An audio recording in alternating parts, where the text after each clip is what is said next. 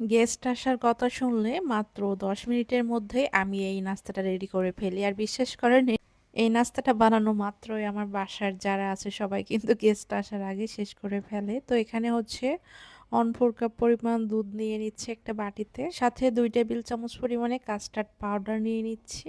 এখন ভালো করে এটা মিশিয়ে এক সাইডে রেখে দিব। আর এই কাস্টার্ড পাউডার কিন্তু ২ কালারের হয়ে থাকে, একটা সাদা একটা ইয়েলো। তো আমি ইয়েলোটাই নিয়েছি আর এটা ফ্লেভারটা অনেক বেশি ভালো আসে।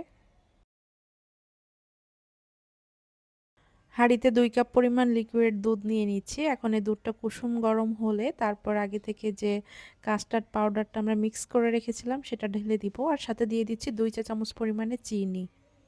সামান্য একটু লবণও দিয়ে দিলে ভালো লাগবে টেস্টটা। তবে যারা লবণ স্কিপ করেন তারা হচ্ছে না দিলেও চলবে।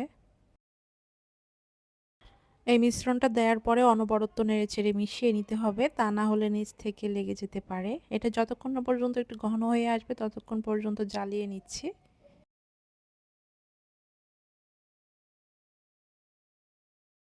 চুলা থেকে নামিয়ে এখন এটা ঠান্ডা করে নিব। আর এর মাঝে বেশ আমি কয়েক পিস পাউরুটি নিয়েছি। পাউরুটির লাল অংশগুলো এভাবে এক সাইডে মানে রেখে দিব, এগুলো লাগবে না। সাদা অংশ দিয়েই হচ্ছে আমরা আজকের এই মজাদার ডেজার্টটা বানিয়ে দেখাবো। একটা পাত্রের মাঝে পাউরুটিগুলো নিয়ে নিচ্ছি। এখানে হচ্ছে আমি প্রথমে ৩টা নিয়েছি, এরপরে আগে থেকে ঠান্ডা করা দুধের মিশ্রণ ঢেলে দিব। এরপরে কিন্তু আমি আরও এক লেয়ার পাউরুটি দিয়েছি, দিয়ে তারপর দুধের মিশ্রণে সবগুলো ঢেলে দিব, দিয়ে আমি রেস্টে রাখবো ৫ মিনিটের মতো। একটা বাটিতে ২ টেবিল চামচ কনডেন্স মিল্ক আর ২ টেবিল চামচ পরিমাণে ভিভো ক্রিম মিক্স করে নিব। এটা হচ্ছে উপরে গার্নিশিং এর জন্য দিয়ে দিব। দেখতে ভালো লাগবে আবার খেতেও ভালো লাগবে।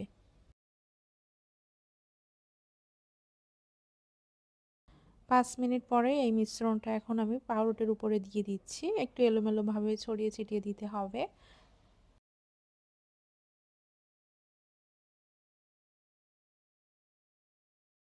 এরপর একটু পেস্তা বাদাম কুচি দিয়ে দিচ্ছি, যে কোনো ড্রাই ফ্রুটস অ্যাড করে দিতে পারবেন, খেতে ভালো লাগবে।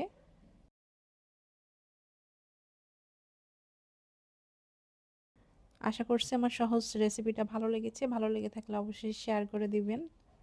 আর এটা এত বেশি নরম হয়ে থাকে, মুখে দিলেই মিশে যাবে। আশা করছি ভালো লাগবে। নতুন কোনো রেসিপি নিয়ে আবারও চলে আসবো। সবাই ভালো থাকবেন। আল্লাহ হাফেজ।